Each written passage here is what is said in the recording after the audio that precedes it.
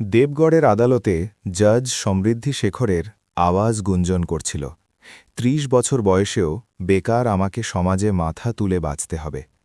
সামনে দাঁড়িয়েছিল তার স্বামী আরব, চুপ, লজ্জিত এবং ভেঙে পড়া। কাউকে জানা ছিল না যে লোকটাকে আজ আদালতে ডাঁটছে, কয়েক বছর পর সেই জেলার সবচেয়ে বড় অফিসার সেই হবে। আর তখন ডাঁটনেওয়ালা চুপ হবে, আর চুপ থাকনেওয়ালা ইতিহাস। এই দিল ভামাদালা গল্প জানতে ভিডিওর শেষ পর্যন্ত থাকুন। দেবগড় জেলার সকাল সবসময়ের মতো শান্ত ছিল। মন্দিরের ঘণ্টা, দূর থেকে আসা সবজি বিক্রেতাদের আওয়াজ আর রাস্তায় দৌড়ে যাওয়া লোক সব নিজের জায়গায় ছিল। সেই দেবগড়েই আরব শেখর আর সমৃদ্ধি শেখরের বিয়ে হয়েছিল। দুজনেই পড়াশোনা করা পরিবার থেকে ছিল। আরব শান্ত স্বভাবের, কম কথা বলা ছেলে ছিল, যেখানে সমৃদ্ধি তীক্ষ্ণ বুদ্ধি আর আত্মবিশ্বাসে ভরা ছিল। বিয়ের সময় আরব প্রতিযোগিতামূলক পরীক্ষার প্রস্তুতি নিচ্ছিল। সমৃদ্ধি তখনও জাজ হয়ে গিয়েছিল। পরিবারগুলো ভেবেছিল ছেলে পরিশ্রমী আছে, আজ না হোক কাল অফিসার নিশ্চয় হবে। শুরুর কয়েক মাস ঠিক চলেছিল। সমৃদ্ধি কোর্ট যেত, আরব তাকে ছেড়ে দিত স্টেশন পর্যন্ত। রাতে দুজনে একসাথে খেত, ভবিষ্যতের কথা বলত। আরব প্রায় বলত, যেদিন আমারও নাম কোনো চেয়ারে হবে সেদিন সবার আগে তোমাকে গর্ববোধ হবে। সমৃদ্ধি হাসত, কিন্তু সময়ের সাথে জিনিসগুলো বদলাতে শুরু করল। সমৃদ্ধির পোস্টিং বড় দায়িত্বের ছিল। প্রতিদিন নতুন কেস, নতুন ফয়সালা, নতুন তারিখ। আর আরবের প্রস্তুতি লম্বা টেনে চলছিল। একটা পরীক্ষা পাস হতো, আর একটা হাত থেকে চলে যেত। প্রতিটি ব্যর্থতার সাথে আরব আরেকটু চুপ হয়ে যেত। সমস্যা তখন শুরু হলো যখন আত্মীয় আর সমাজের কথা ঘরে ঢুকতে শুরু করল।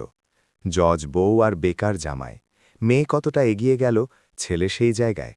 সমৃদ্ধি প্রথমে এই কথাগুলো উপেক্ষা করত, কিন্তু ধীরে ধীরে সেই কথাগুলো তার মনে বসতে শুরু করল।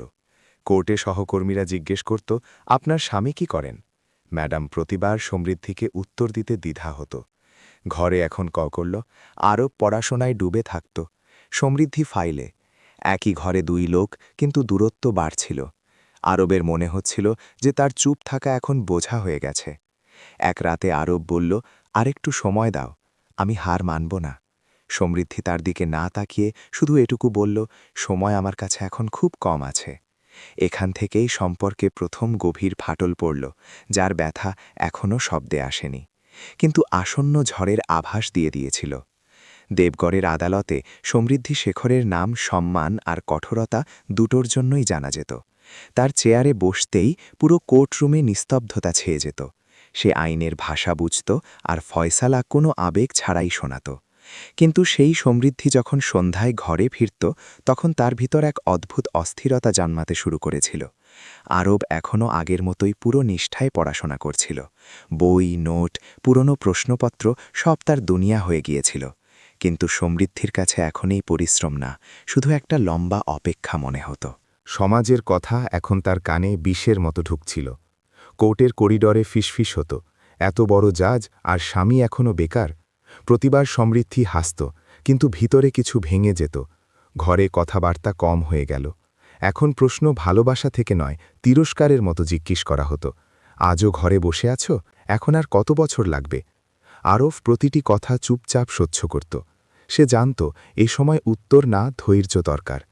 এক সন্ধ্যায় কোনো ঝগড়া ছাড়াই সমৃদ্ধি সেই কথা বলে দিল যা সে দীর্ঘদিন ভিতরে চেপে রেখেছিল। আরব, আমি এই বিয়ে এখন আর চালাতে পারবো না। এই সম্পর্ক আমার প্রতিষ্ঠার বিরুদ্ধে। ঘরে গভীর নিস্তব্ধতা ছেয়ে গেল। আরব কিছুক্ষণ শুধু তাকে দেখল। তার চোখে রাগ ছিল না, শুধু ভাঙা বিশ্বাস ছিল। তারপর খুব শান্ত আওয়াজে বলল, সমৃদ্ধি, এই সমাজ কারো হয়নি, আজ পর্যন্ত কারো হয়নি। সে এক মুহূর্ত থামল, তারপর আরও বলল, তুমি আমাকে এজন্য ছেড়ে যাচ্ছ কারণ সমাজ কি বলবে? কিন্তু আমি তোমাকে সমাজের ভয়ে ভালোবাসিনি। আমি তোমাকে ভালোবেসেছিলাম, শুধু তোমাকে। সমৃদ্ধি তার দিকে তাকানো এড়িয়ে চলছিল। আরফের আওয়াজ ভারী হয়ে উঠল, কিন্তু শব্দগুলো স্পষ্ট ছিল। আমি তোমাকে সব অবস্থায় গ্রহণ করার প্রতিশ্রুতি দিয়েছিলাম। তুমি জাজ হও বা অন্য কিছু, আমি তোমার সাথ কখনো ছাড়তাম না। তারপর হালকা হাসি দিয়ে বলল, আজ আমার সময় আমার অনুকূলে নেই, তাই তুমি আমাকে ছেড়ে যাচ্ছ। কোনো কথা নেই। সে একটা গভীর শ্বাস নিল, যাতে তোমার সুখ আছে। আমি সেই করার জন্য প্রস্তুত। সমৃদ্ধি কিছু বলল না। তার চুপ থাকায় তার উত্তর ছিল।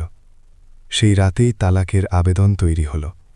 কোনো চিৎকার নেই, কোনো হট্টগোল নেই, শুধু একটা সম্পর্ক সমাজের ভয় আর সময়ের নির্মমতার সামনে চুপচাপ ভেঙে গেল।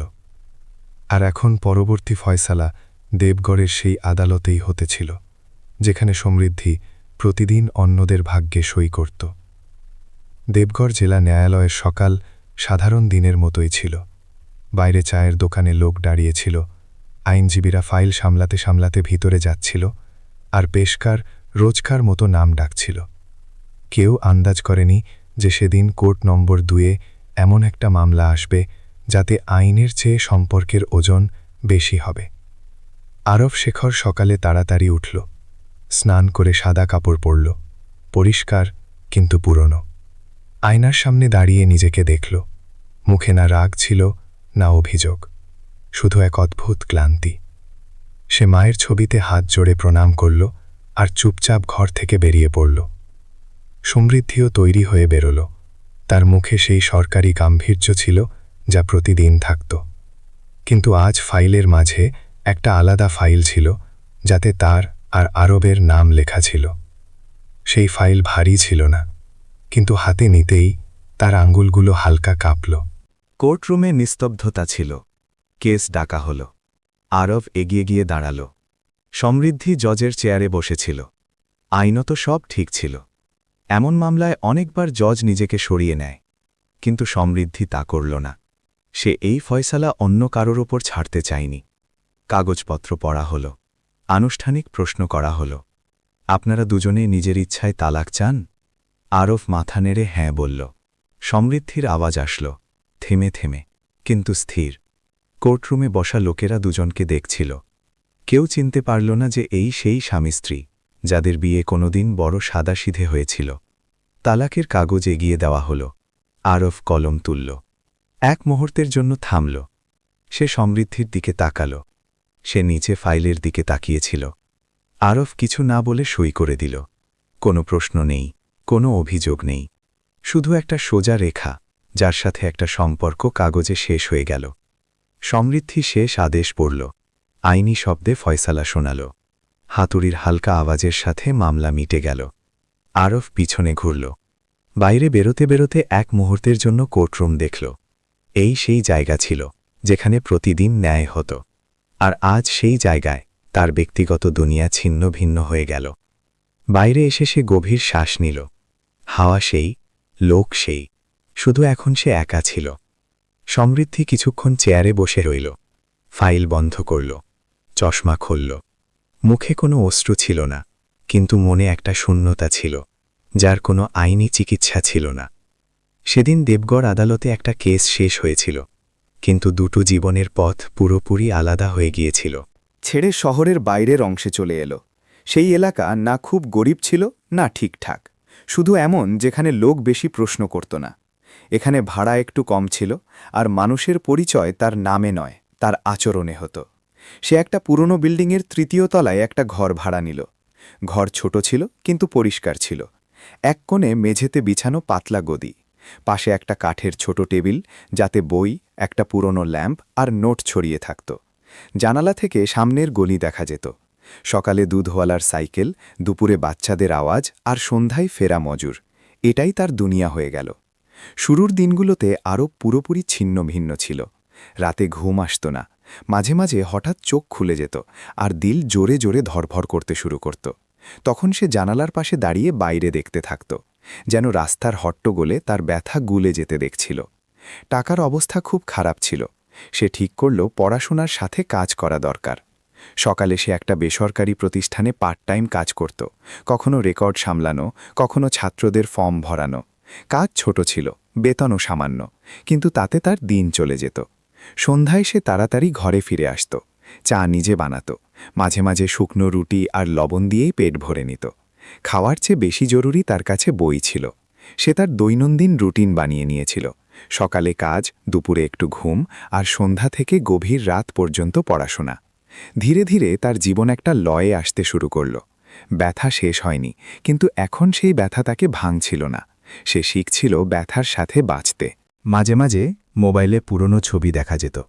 সে তৎক্ষণাৎ ফোন সরিয়ে রাখত। এখন সে পিছনে তাকাতে চায় না। সে জানত যে যদি নিজেকে অতীতে আটকে রাখে তাহলে ভবিষ্যৎ কখনো হাতে আসবে না। পড়োশিরা তাকে শুধু এটুকু জানত যে এই ছেলে খুব পড়ে। কেউ জানত না সে কী অবস্থা থেকে পার হয়েছে। এক সন্ধ্যায় বাড়িওয়ালা সাধারণ কথাবার্তায় জিজ্ঞেস করল, কি করো বাবা? আরব শুধু এটুকু বলল, প্রস্তুতি নিচ্ছি। সেই রাতে সে দেরি পর্যন্ত ভাবল। প্রথমবার তার মনে হল যে তার জীবন পুরোপুরি ভেঙে যায়নি। সে মাটিতে ছিল নিশ্চয়ই, কিন্তু দাঁড়ানোর চেষ্টা করছিল। কয়েক মাস পর সে নিজের মধ্যে পরিবর্তন অনুভব করল। এখন সে আগের চেয়ে বেশি শান্ত ছিল। কম বলত, কিন্তু যখন বলত তখন ভেবেচিন্তে। ব্যর্থতা এখন তাকে চমকে দিত না। সে তা গ্রহণ করতে শিখে গিয়েছিল। একদিন সে তার ঘরের দেয়ালে একটা কাগজ আটকাল, যাতে শুধু এক লাইন লেখা ছিল, অবস্থা আমার বিরুদ্ধে, কিন্তু ফয়সালা এখনও বাকি। সে জানত যে রাস্তা খুব লম্বা, কিন্তু প্রথমবার তার এই বিশ্বাস হল যে যদি সে না থামে তাহলে একদিন অবস্থাও তার সামনে ঝুঁকবে। আর এই বিশ্বাসের সাথে আরব শেখর প্রতি সকালে নিজেকে আবার তুলত। চুপচাপ কারো কাছে অভিযোগ না করে আরব শেখরের জীবন এখন ঘড়ির কাঁটার মতো হয়ে গিয়েছিল। না আগে তাড়াতাড়ি, না পিছনে ধীর, শুধু টিক টিক করে চলতে থাকত। পরীক্ষা দেওয়ার পর সে কারো কাছে কিছু বলল না। না যে পেপার কেমন হলো, না যে আশা আছে কি নেই। ঘরে সেই পুরনো রুটিন চলতে থাকল। সকালে ওঠা, কাজে যাওয়া, ফিরে চা বানানো আর তারপর বই খোলা, যেন কিছুই হয়নি। কিন্তু ভিতরে ভিতরে কিছু প্রতিদিন ভারী হচ্ছিল। রেজাল্টের তারিখ কেউ জানত না। প্রতি সকালে মোবাইল তুলতে গিয়ে আঙুল এক মুহূর্তের জন্য থেমে যেত, যেন ভয় পেত যদি সেই দিন হয়। অনেকবার ওয়েবসাইট খোলা হলো, অনেকবার বন্ধ হলো। প্রতিবার নাম না দেখে আরব মোবাইল রেখে দিত বিনা প্রতিক্রিয়ায়। এক সন্ধ্যায় একাডেমির সাথে যুক্ত এক পুরনো শিক্ষকের ফোন এলো। শুধু এটুকু বলল, প্রস্তুত থেকো। ফোন কেটে গেল। সেই রাতে আরব ঘুমোতে পারল না। ছাদের দিকে তাকিয়ে রইল। তার মনে পড়ল কোর্টরুম, দস্তখত, খালি হাতে বাইরে বেরোনো। সকালে যখন রেজাল্ট এলো তখন কোনো শোরগোলের সাথে নয়, শুধু একটা সাধারণ নোটিফিকেশন। আরব ওয়েবসাইট খুলল, পিডিএফ খুলল। নাম উপর থেকে নিচে যাচ্ছিল। সে একবার চোখ বন্ধ করল, তারপর আবার দেখল। নাম সেই ছিল। কয়েক সেকেন্ড তার মাথা খালি রইল। দিল জোরে ধরধর করল। তারপর হঠাৎ শান্ত হয়ে গেল। সে চেয়ার থেকে উঠল, ঘরে 2 পা হাঁটল আর দেয়ালে ঠেস দিয়ে দাঁড়াল। কোনো খুশির লাফ নেই, কোনো ফোন নেই, শুধু একটা লম্বা শ্বাস, যেন কেউ তার কাঁধ থেকে বছরের বোঝা নামিয়ে দিয়েছে। ট্রেনিং শুরু হলে তার প্রথমবার মনে হল এখন পিছনে ফিরে যাওয়ার রাস্তা সত্যিই বন্ধ হয়ে গেছে। একাডেমির সকাল কঠোর ছিল। শৃঙ্খলা, সময়, আদেশ সব নির্ধারিত। সেখানে কেউ জিজ্ঞেস করত না তুমি আগে কি ছিলে। সবাইকে একই চোখে দেখা হতো। আরব সেখানেও বেশি দেখা যেত না, কিন্তু যখন ফিল্ড ট্রেনিং হতো, যখন কেস স্টাডিতে আলোচনা হতো, তখন লোকেরা চুপ হয়ে যেত। তার উত্তর সোজা হতো, না বেশি কথা, না বেশি দেখানো। ট্রেনিংয়ের সময় অনেকবার তার দেবগড় মনে পড়ত। সেই জেলা যেন পিছনে ছেড়ে এসেছে, কিন্তু পুরোপুরি যায়নি। পোস্টিং অর্ডারের দিন মেজাজ বদলে গিয়েছিল। হলে হট্টগোল ছিল। লোকেরা অনুমান করছিল কে কোথায় যাবে। আরব সবচেয়ে পিছনে বসেছিল। কোনো অনুমান নেই, কোনো আলোচনা নেই। খাম হাতে এলো। সে তৎক্ষণাৎ খুলল না, কয়েক সেকেন্ড শুধু তাকিয়ে রইল। তারপর ধীরে ধীরে খুলল। প্রথম লাইন পড়ল, দ্বিতীয় লাইন পড়ল, তৃতীয় লাইনে পৌঁছতে তার হাত থেমে গেল। দেবগড়। এক মুহূর্তের জন্য তার মনে হল যেন ঘরের আওয়াজ দূরে চলে গেল। সেই জেলা, সেই নাম, এখন ফর্ক, শুধু এটুকু যে এবার সে ফিরছে। কারো সামনে দাঁড়াতে নয়, বরং পুরো জেলার দায়িত্ব তুলতে। আরব কাগজ ভাঁজ করল, মুখে কোনো ভাব আনল না, কিন্তু ভিতরে কোথাও একটা খুব পুরনো গল্প ধীরে ধীরে তার শেষ অধ্যায়ের দিকে এগোচ্ছিল। দেবগড় জেলায় নতুন কালেক্টর হিসেবে আরব শেখারের আসার খবর দ্রুত ছড়িয়ে পড়ল। খবরের কাগজে নাম ছাপা হল, অফিসে আলোচনা হল, আর প্রতিটি বিভাগে একই কথা হতে লাগল। নতুন কালেক্টর খুব কঠোর, কিন্তু সৎ। সমৃদ্ধি শেখারও এই খবর পড়ল। নাম দেখতে দেখতে তার আঙ্গুলগুলো থেমে গেল। সেই নাম যাকে সে কোনোদিন সমাজের ভয়ে ছেড়ে দিয়েছিল। তার ভিতরে এক অদ্ভুত অস্থিরতা উঠল, কিন্তু সে নিজেকে সামলে নিল। সে এখনও দেবগড়ের সিভিল জাজ ছিল। তার মনে হলো পাত বদলে গেছে, কিন্তু সম্পর্ক তো শেষ হয়ে গেছে। প্রথম আনুষ্ঠানিক সাক্ষাৎ জেলা স্তরের মিটিংয়ে হল। সমৃদ্ধি ফাইল নিয়ে মিটিং হলে ঢুকল। সামনে চেয়ারে বসা ব্যক্তি কালেক্টর ছিল। গম্ভীর মুখ, সোজা দৃষ্টি, সাদা আচরণ। নেমপ্লেটে স্পষ্ট লেখা ছিল, আরব শেখার, ডিস্ট্রিক্ট কালেক্টর। এক মুহূর্তের জন্য তার চলা ধীর হয়ে গেল। আরব চোখ তুলল, চিনল, আর তারপর চোখ ফাইলে নামিয়ে নিল। যেন সামনে কোনো সাধারণ অফিসার বসে আছে। মিটিংয়ের সময় যখন সমৃদ্ধি একটা কেসে মত দিল, আরব শান্ত কিন্তু ঠান্ডা আওয়াজে বলল, ম্যাডাম, আইন বইয়ে ভালো লাগে, কিন্তু জেলায় মানুষও থাকে। ফয়সালা নেমার সময় মাটির সত্যি ভুলবেন না। ঘরে নিস্তব্ধতা ছেয়ে গেল। এটা প্রথম আঘাত ছিল, সোজা, স্পষ্ট আর পাবলিক। তারপর যখনই সমৃদ্ধি কোনো প্রশাসনিক বিষয়ে সামনে এলো, আরব তাকে সেই কথা মনে করিয়ে দিল যা সে কোনোদিন বোঝেনি, মানুষের মূল্য। একবার কোর্ট ক্যাম্পের সময় সে বলল, আপনি সবসময় পদ আর প্রতিষ্ঠা দেখেছেন, কিন্তু একজন মানুষকে চিনতে ভুল করেছেন। সমৃদ্ধি কিছু বলল না। তার চুপ থাকাই তার পরাজয় ছিল। সে যেখানে সুযোগ পেত সেখানেই সত্যি রেখে দিত। আপনি আমাকে বেকার ভেবেছিলেন, কিন্তু আসলে আপনি সময়কে বোঝেননি। সে কখনো গালি দিত না, কখনো আওয়াজ উঁচু করত না, কিন্তু প্রতিটি শব্দ সমৃদ্ধিকে ভিতর পর্যন্ত ভাঙত। সেই সময়েই দেবগড়ে আরও এমন কাজ করল যার আলোচনা পুরো রাজ্যে হতে লাগল। ভূমিহীন মজুরদের জমির পট্টা, দুর্নীতিগ্রস্ত অফিসারদের ওপর সরাসরি ব্যবস্থা, গরিব বাচ্চাদের জন্য হোস্টেল, আর আদালত প্রশাসনের মধ্যে স্বচ্ছতা। লোকেরা বলতে লাগল, এই কালেক্টর প্রতিশোধ নিচ্ছে না, এই সিস্টেম ঠিক করছে। একদিন সমৃদ্ধি একা তার চেম্বারে বসেছিল। বাইরে থেকে লোকের আওয়াজ আসছিল, আরবের কাজের প্রশংসা। সে জানালা দিয়ে বাইরে তাকালো, সেই দেবগড়, কিন্তু এখন তার চোখে বদলে যাওয়া। তার মনে পড়ল সেই দিন, সেই বাক্য, এই বিয়ে আমার প্রতিষ্ঠার বিরুদ্ধে। আজ সেই প্রতিষ্ঠা তাকে ভিতর থেকে খোকলা লাগছিল। শেষবার যখন দুজনে মুখোমুখি হল, আরব শুধু এটুকু বলল, আমি তোমার কাছ থেকে প্রতিশোধ নিইনি, আমি শুধু প্রমাণ করেছি যে তুমি একজন মানুষকে চিনতে পারোনি, তুমি টাকা আর পথকে চিনেছিলে। তারপর সে ঘুরল আর চলে গেল। সমৃদ্ধি সেইখানে দাঁড়িয়ে রইল, এক জাজ যে তার জীবনের সবচেয়ে বড় ভুল নিজের জীবনের ফয়সালায় করে ফেলেছিল। দেবগড় সেদিন শিখল, মানুষের মূল্য তার বর্তমান অবস্থানে নয়, তার সহনশীলতা আর সততায় নির্ধারিত হয়। আর আরব শেখারের গল্প এখানে শেষ হয়নি, বরং একটা উদাহরণ হয়ে গেল। যদি এই গল্প আপনার ভালো লাগে তাহলে চ্যানেল সাবস্ক্রাইব করুন, কমেন্টে আপনার মতামত নিশ্চয়ই দিন। জয় হিন্দ।